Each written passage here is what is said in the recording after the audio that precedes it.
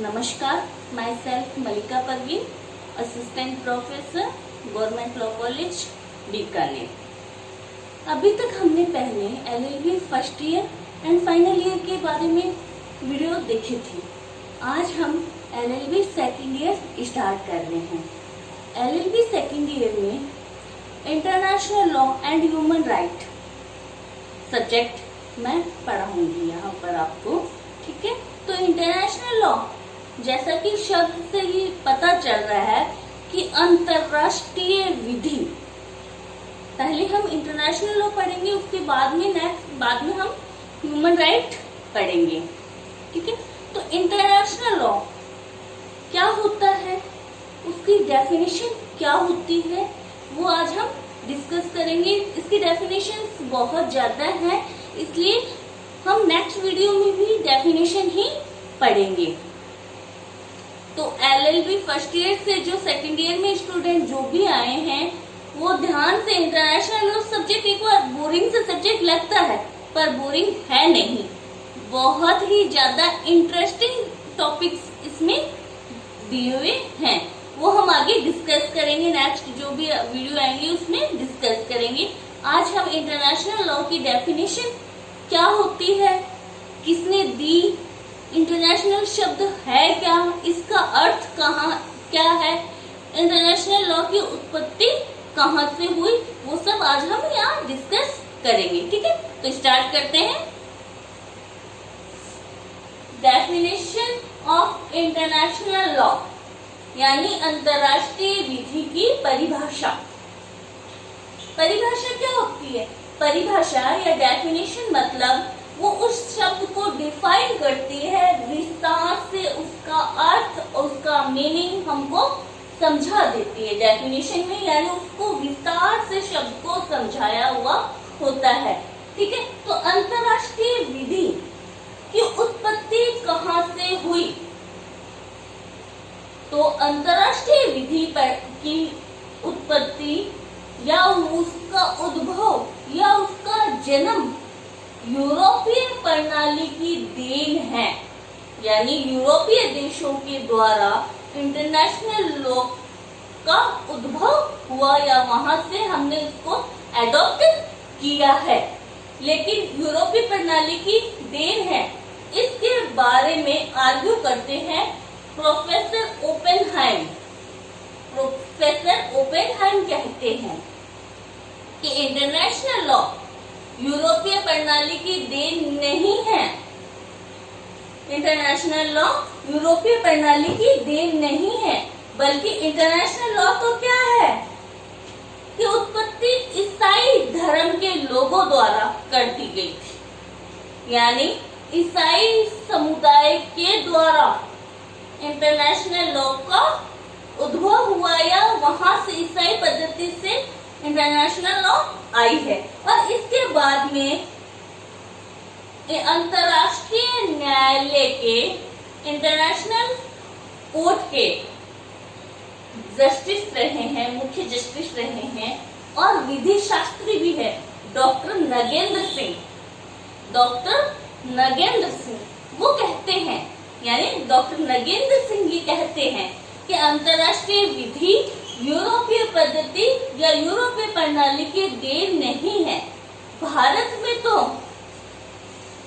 में तो वेद पुराण जब से है, यानी भारतीय पद्धति ही है, यानी वेदों में, पुराणों में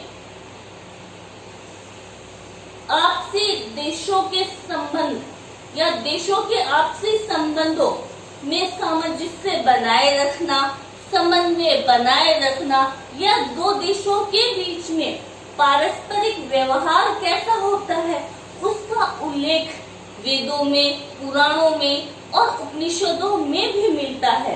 तो डॉक्टर नगेंद्र सिंह ये कहते हैं कि इंटरनेशनल लॉ यूरोपीय प्रणाली की देन नहीं है, ये तो हमारे कल्चर की ही देन है, हमारी प्राचीन सभ्यता में ही समाहित है, ठीक है।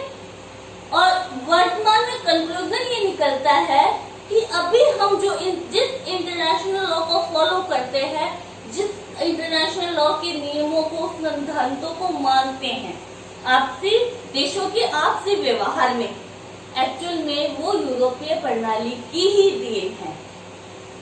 ठीक है, यानी सबसे पहले अपन को क्या देखना है, अगर नेट में भी इंटरनेशनल लॉ है सब्जेक्ट, ठीक है, तो उसमें अपने को पूछ लिया जाता है कि अंतरराष्ट्रीय विधि की उत्पत्ति कहाँ से हुई, तो यूरोपीय प्रणाली की देन है।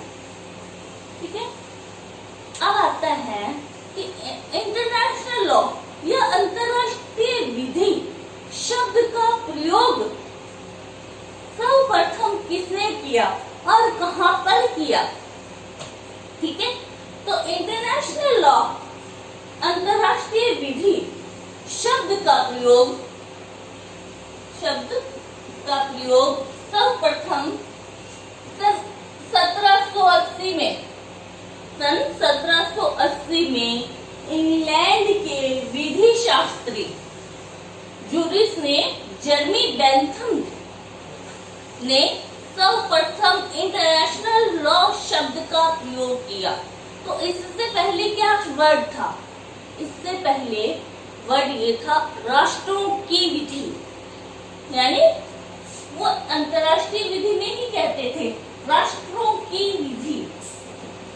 1780 से पहले राष्ट्रों की विधि यानी दो या दो से अधिक राष्ट्रों के आपसी व्यवहार या आपसी व्यवहार या संबंध कैसे तय होते हैं, वो उन नियमों को क्या कहते थे, राष्ट्रों की विधि कहते थे। तो अंतरराष्ट्रीय विधि या इंटरनेशनल लॉ शब्द का प्रयोग सर्वप्रथम 1780 में इंग्लैंड के जूरिस विधि शास्त्री जर्मी बेंथम ने किया था। ठीक है, तो क्वेश्चन पूछ लिया जाता है कि इंटरनेशनल, और लगभग ये एलएलबी सेकंड ईयर में भी पूछा जाता है 2 नंबर वाले क्वेश्चंस में, और नेट में माइंड में ये बिठा लेना है कि 1780 जर्मी बेंथम ने इंटरनेशनल लॉ शब्द का प्रयोग सर्वप्रथम किया था। यानी इंटरनेशनल लॉ शब्द जो शब्द है उसके जन्मदाता कौन है, 1780 में जर्मी बेंथम उस शब्द के जन्मदाता माने जाते हैं। नेक्स्ट, अब आता है कि अंतरराष्ट्रीय विधि का अर्थ क्या होता है। अर्थ अंतरराष्ट्रीय विधि या जिसको राष्ट्रों की विधि कहते थे, तो उसका अर्थ यही है कि 2 या 2 से अधिक देशों के पारस्परिक संबंध कैसे होंगे, वो किन नियमों को फॉलो करेंगे, उनमें जो एक दूसरे पे बंधनकारी क्षमता या एक दूसरे पे जो प्रेशर डालना है वो कैसे होगा, या उनके व्यवहार करने, उनमें 2 देशों या 2 से अधिक देशों में कांटेक्ट कैसे किया जाएगा, किन विषयों पे कौन संधि की जाए, संधि कैसे की जाएगी, किन विषयों पे संधि कर सकते हैं, संधि के कौन से नियम होंगे, युद्ध के कौन से नियम होंगे, वो आगे सब हम पढ़ेंगे। तो यानी अंतरराष्ट्रीय विधि देशों के संबंधों को निर्धारित करने वाली विधि है। देशों मतलब यहाँ राष्ट्रों के हैं, राष्ट्रों के व्यवहारों को नियंत्रित करने वाली विधि है। ठीक है, अब आता है डेफिनेशन। डेफिनेशन बहुत सारे विधि शास्त्रियों ने बहुत सारे केस लॉ में अलग अलग डिफाइन किया हुआ है। आज हम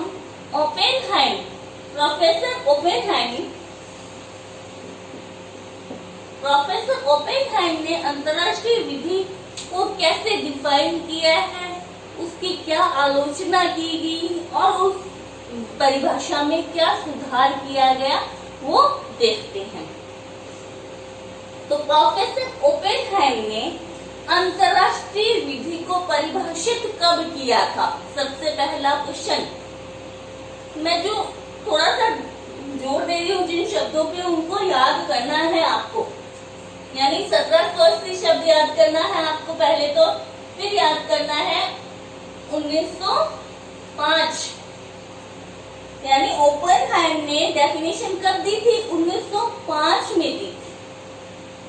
क्या डेफिनेशन दी थी, इसको याद करने का आसान सा तरीका है। पहले क्या आएगा, राष्ट्रों की विधि, जो 1780 से पहले कहते थे, या अंतरराष्ट्रीय विधि। ठीक है, उन रूढ़िजन्य यानी जो पहले से चले आ रहे प्रथागत नियमों या परंपरागत नियमों, जो चले आ रहे परंपरागत या रूढ़िगत नियमों का समूह क्यों कहते हैं, के समूह को नाम को कहते हैं। यानी ओपेनहाइम का मानना है कि अंतरराष्ट्रीय विधि या राष्ट्रों की विधि क्या है, उन परंपरागत या प्रथागत नियमों का समूह है। यानी जो पहले से प्राचीन काल से जो नियम चले आ रहे हैं वो ही अंतरराष्ट्रीय विधि है। ठीक है, जिससे सभ्य राज्य अपने पारस्परिक व्यवहारों पर बंधनकारी मानते हैं। इसकी डेफिनेशन में क्या क्या मेन वर्ड है वो मैंने लाइन कर दिए, हेडलाइन किए हैं। जैसे रूढ़िगत या रूढ़िजन्य, इसको प्रथागत भी बोलते हैं। ठीक है, परंपरागत नियमों का समूह है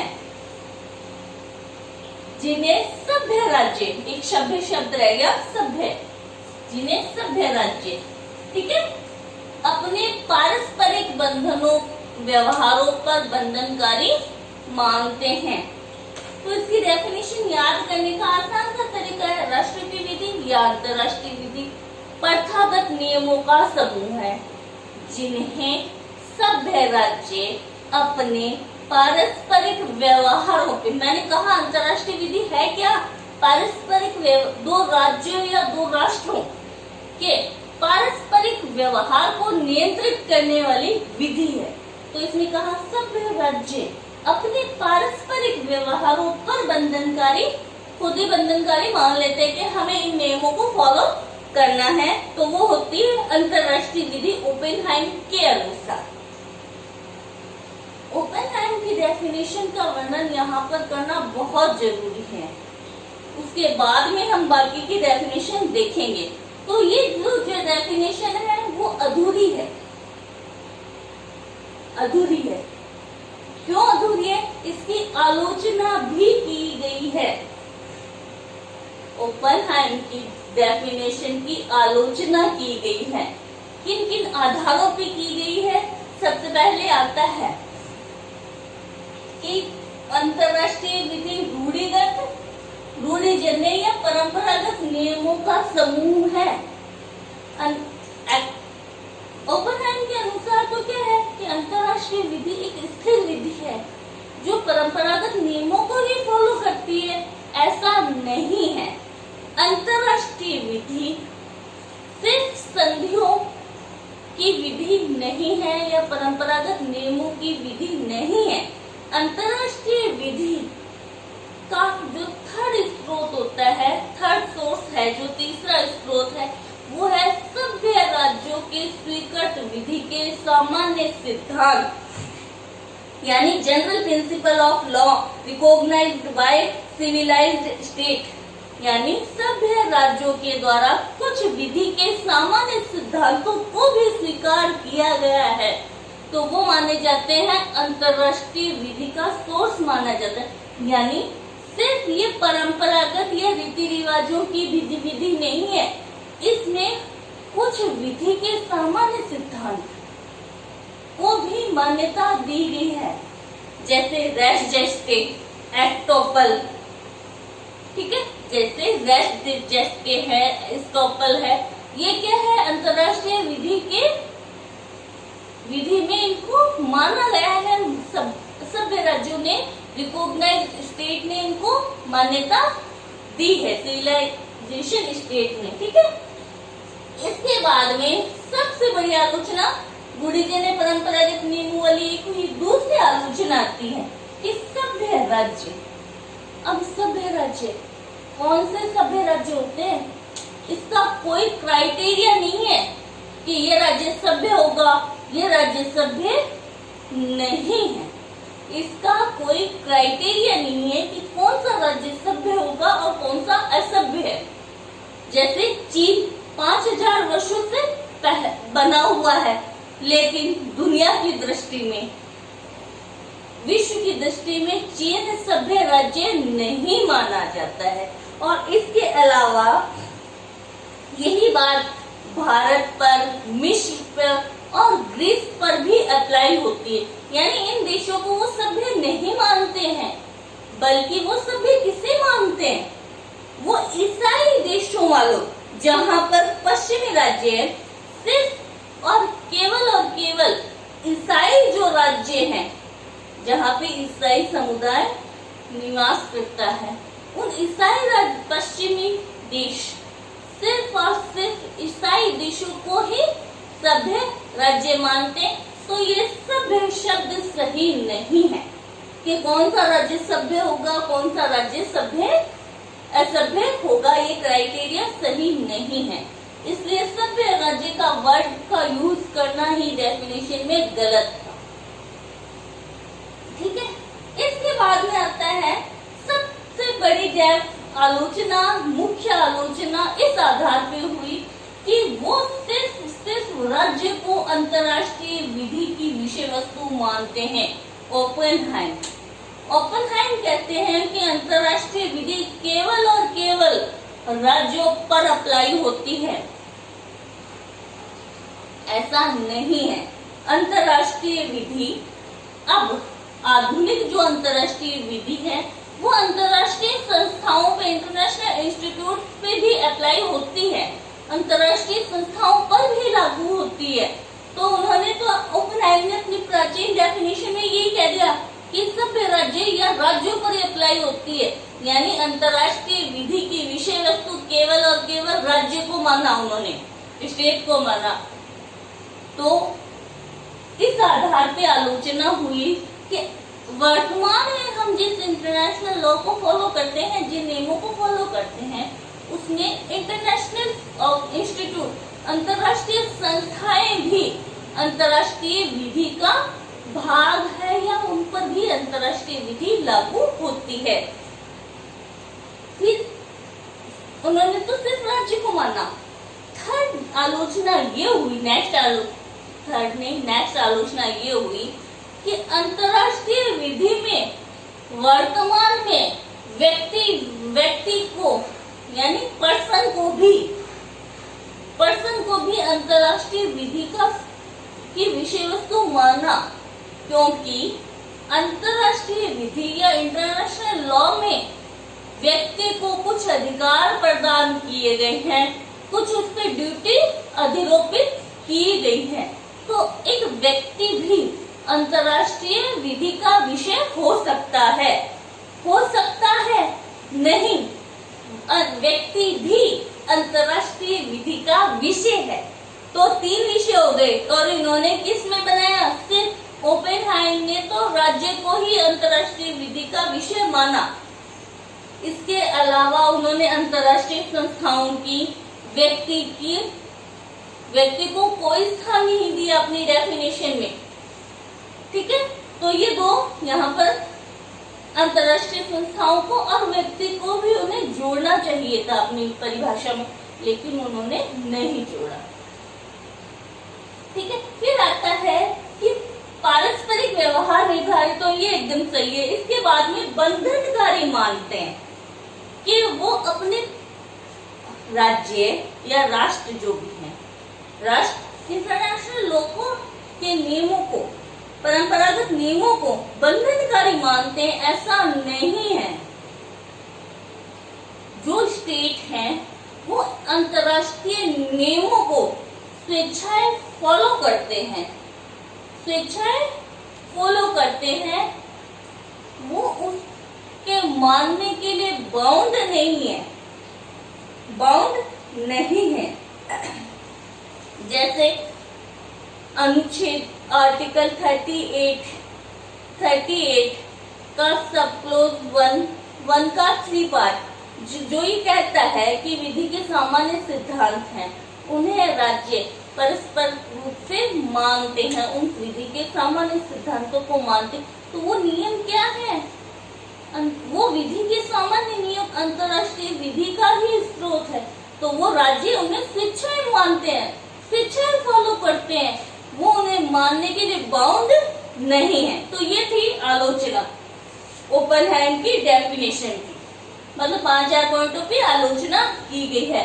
क्या था? पहला परंपरागत नियम, फिर आता है सभ्य राज्य, कौन सा सभ्य होगा नहीं, फिर अंतरराष्ट्रीय विधि की विषय वस्तु, ओपनहाइम सिर्फ और सिर्फ राज्य को मानते हैं, अंतरराष्ट्रीय संस्थाओं को, व्यक्ति को कोई स्थान नहीं देते हैं। नेक्स्ट इसके बाद में आते हैं वो बंधनकारी मानते हैं, जबकि बंधन बाउंड नहीं है।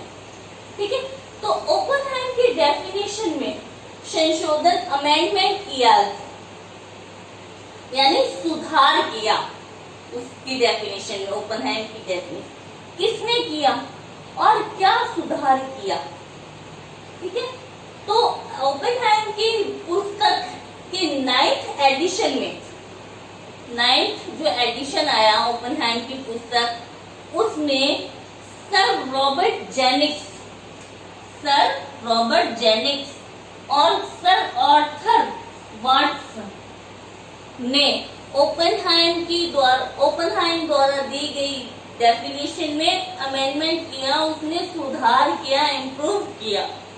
कहा कि अंतरराष्ट्रीय विधि ऐसे नियमों का समूह है जो राज्य अपने पारस्परिक व्यवहार में अपनाते हैं, यानी सभ्य शब्द हटा दिया गया, परंपरागत रूढ़िजन्य नियमों वाला शब्द हटा दिया गया, यानी राज्य जो ऐसे नियमों का समूह है जो राज्य अपने पारस्परिक व्यवहार में अपनाते हैं।